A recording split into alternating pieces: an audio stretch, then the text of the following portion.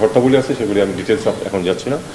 সেই শর্তাবলী যদি পালিত হয় আমরা এটা অবশ্যই কোঅপারেট করব, ইউএনের তত্ত্বাবধানে অবশ্যই। মানবিক করিডোর বাংলাদেশের রাজনৈতিক অঙ্গন থেকে শুরু করে নানা মহলে এই নিয়ে চলছে আলোচনা সমালোচনা। কেউ বলছেন এই সিদ্ধান্ত বাংলাদেশের জন্য হবে আত্মঘাতী, আবার কেউ মনে করছেন এমন সিদ্ধান্ত নেয়ার আগে রাজনৈতিক দলগুলোর মতামত জানা জরুরি। দেশে এখন আলোচনার হটকেক মানবিক করিডোর ইস্যু। কি এই মানবিক করিডোর? কেনই বা হঠাৎ করে আলোচনা আর সমালোচনার ঝড় বইছে এই নিয়ে জানতে চাই, জানাতে চাই আপনাদেরও। প্রতিবেশী দেশ মিয়ানমারের রাখাইন রাজ্যে খাদ্য, চিকিৎসা সহ বিভিন্ন মানবিক সংকটে পড়েছে রোহিঙ্গা জনগোষ্ঠী। দেশটির জান্তা সরকার ও আরাকান আর্মির নিপীড়নে সৃষ্ট মানবিক সংকট নিরসনে জাতিসংঘের ত্রাণ সহায়তা পৌঁছাতে মানবিক করিডোর দিতে নীতিগত সিদ্ধান্ত নিয়েছে বাংলাদেশ সরকার। পররাষ্ট্র উপদেষ্টার এমন মন্তব্যের পর শুরু হয়েছে আলোচনা সমালোচনা। ভূ রাজনীতিতে গুরুত্বপূর্ণ হয়ে ওঠা দেশের দক্ষিণ পূর্বাঞ্চল হয়ে করিডোর দেওয়ার সিদ্ধান্ত সরাসরি সরকারের তরফ থেকে আসায় দেশের স্বাধীনতা ও সার্বভৌমত্বের ঝুঁকি তৈরি হতে পারে বলে মনে করছেন বিশ্লেষকরা। এ নিয়ে রাজনৈতিক দলগুলোও তুলছে নানা প্রশ্ন। মানবিক করিডোর বাস্তবায়ন হলে দেশের সার্বভৌমত্বে কী ধরনের ঝুঁকি তৈরি হতে পারে তা জানতে হলে আগে জানতে হবে করিডোর কি। কোনো যুদ্ধবিধ্বস্ত দেশ বা সংঘাতপূর্ণ এলাকায় মানবিক সহায়তা প্রদান এবং বেসামরিক নাগরিকদের সরিয়ে নিয়ে আসার জন্য যে অঞ্চল বা ভূমি ব্যবহার করা হয় তাকেই বলা হয় মানবিক করিডোর। আমার পেছনে সীমান্ত এলাকাটির নাম টেকনাফ মায়ানমার ট্রানজিট জেটি ঘাট। ঠিক ওই অঞ্চলটি মিয়ানমারের আরাকান আর্মি নিয়ন্ত্রিত রাখাইন রাজ্য। ওই অঞ্চলে ত্রাণ ও মানবিক সহায়তা পাঠাতে চায় জাতিসংঘ, আর জাতিসংঘ চায় বাংলাদেশকে মানবিক করিডোর হিসেবে ব্যবহার করতে। জাতিসংঘের প্রস্তাবে সরকারের নেয়া নীতিগত সিদ্ধান্তে ক্ষুব্ধ কক্সবাজারের স্থানীয় বাসিন্দা সহ বিভিন্ন মহল। তাদের অভিযোগ, রাজনৈতিক দলগুলোর সাথে আলোচনা না করে দেশের সার্বভৌমত্বকে হুমকির মুখে ফেলে দিচ্ছে। খাদ্যদ্রব্য যাবে, নিত্য প্রয়োজনীয় জিনিস যাবে, তেল সামগ্রী যাবে, মেডিসিন যাবে, কিন্তু আবার গোলা বারুদও যাবে কিনা সেটা এই অঞ্চলের মানুষেরা ব্যাপকভাবে আশঙ্কা করছে। তো আমি মনে করব হোয়াট এভার আমাদের যাই করা হোক না কেন, আমাদের রাষ্ট্রের এবং গুরুত্বপূর্ণ চিন্তা এবং মানুষের ইন্টারেস্টটা যাতে চিন্তা করেই যে কোনো ধরনের সিদ্ধান্ত সরকার নেন এবং এই সিদ্ধান্তের সাথে এখানকার মানুষের সকল মানুষের অংশগ্রহণ যাতে থাকে। যদি বাংলাদেশ থেকে কোনো ধরনের পণ্য সামগ্রী যায়, এটার উপর যদি কোনো ধরনের আক্রমণ হয় মায়ানমার সরকারের থেকে, শুধু এটা একটা বড় ধরনের বিপর্যয় ঘটতে পারে। মানবিক করিডোর হোক বা যে কোনো ধরনের এন্ট্রেন্সে বাহিরের যে কোনো ধরনের সাহায্য সহযোগিতা প্রবেশ করানোর জন্য আমাদের বাংলাদেশকে ইউজ করা মানে হচ্ছে আমরাও এই ধরনের একটা যুদ্ধরত পরিস্থিতির মধ্যে আসলে প্রবেশ করা। অস্ত্র নিয়ে প্রবেশ করতেছে নাকি তাদের খাদ্য সহায়তার জন্য প্রবেশ করতেছে, সেই বিষয়টা আমরা তখন দেখতে পারবো না। বিদেশের যে একটা নিয়ন্ত্রণ চলে আসবে, যার মাধ্যমে এই দেশে আরো অশান্তি সৃষ্টি হবে। টানা সপ্তমবারের মতো বেস্ট টিস্যু পেপার ব্র্যান্ড হিসেবে স্বীকৃতি পেয়েছে বসুন্ধরা টিস্যু। এদিকে সচেতন নাগরিকরা আশঙ্কা করছেন মানবিক সহায়তার আড়ালে অস্ত্র সহায়তাও যেতে পারে রাখাইনে।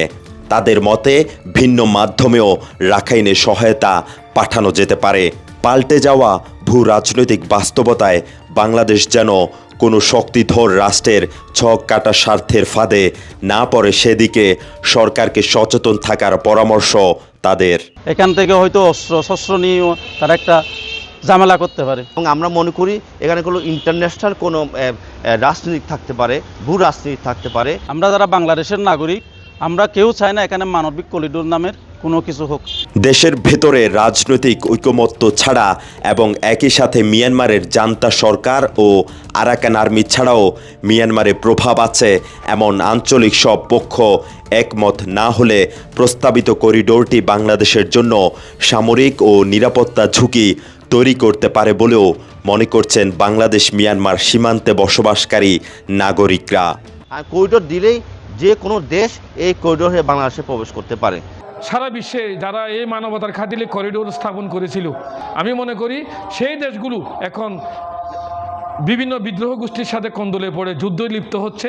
আজকে যেভাবে রোহিঙ্গার কারণে ইনফ্লুয়েন্স হচ্ছে, এরকম আরও বাহিরের দেশ থেকে বিভিন্ন কান্ট্রির লোকবল এসে এই টেকনাফকে আরও কি কলুষিত করে ফেলতে পারে। মানবিক করিডোরের বিষয়ে আরাকান আর্মি সম্মতি দিলেও মিয়ানমারের জান্তা সরকার এতে একমত নয়।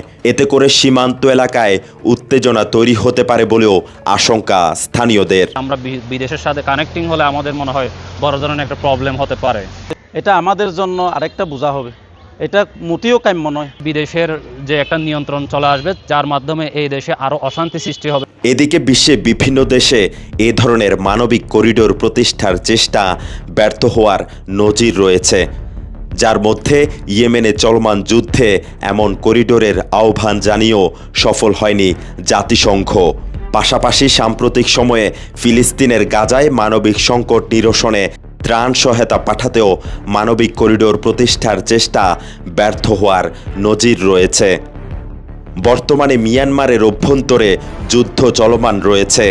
এছাড়া আরাকান আর্মি নিয়ন্ত্রিত রাখাইন রাজ্যে মানবিক সহায়তা পাঠানোর ক্ষেত্রে মিয়ানমার সরকারের সাথে আলোচনা না হলে ঝুঁকিতে পড়তে পারে দেশ, এমনটি মনে করছে এই নিরাপত্তা বিশ্লেষক।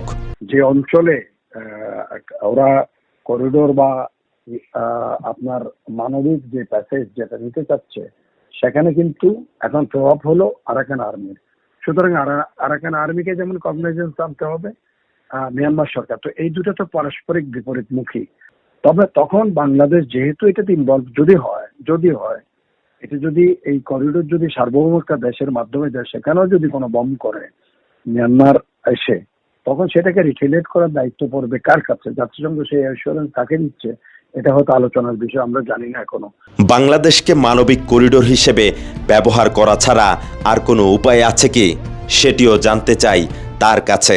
আপনার একদম এদিকে নারকেলবাড়িয়া থেকে বঙ্গের পশ্চিম দিক থেকে শুরু করে আটিয়া বন্দর পর্যন্ত, ওই সান্ডিয়া পর্যন্ত পুরো বঙ্গোপসাগর অবারিত বিস্তৃত বঙ্গোপসাগর, ওখান থেকে আপনি ইচ্ছা মতো করে আপনি সাগর পথে মালা বানানো খালাস করেন, আপনি সেখান থেকে তো আপনি আনলোড করতে পারেন, ওখানে ল্যান্ডিং পয়েন্ট করে স্টেশন করে সাগর পথে এনে আপনি যত মানবিক সাহায্য ওখান থেকে দিতে পারেন, এটা আছে। তো সেটা কোথাও বিবেচনা করা যায়। অবশ্য এই বিষয়ে প্রধান উপদেষ্টার প্রেস সচিব শফিকুল আলম জানিয়েছেন, সরকার এখনো চূড়ান্ত কোনো সিদ্ধান্তে যায়নি, এমনকি এই নিয়ে আনুষ্ঠানিক কোনো আলোচনা হয়নি। মিয়ানমারের সামরিক জান্তা সরকারের বাহিনীর সঙ্গে বিদ্রোহী আরাকান আর্মির সঙ্গে গৃহযুদ্ধে বিপর্যস্ত বাংলাদেশের প্রতিবেশী দেশ মিয়ানমার দেশের স্বাধীনতা ও সার্বভৌমত্বের উপর আঘাত হানে এবং ঝুঁকি তৈরি করতে পারে এমন সিদ্ধান্ত থেকে বিরত থাকার আহ্বান সীমান্ত এলাকার বাসিন্দাদের। মেহরাজ হোসেন, কালের কণ্ঠ।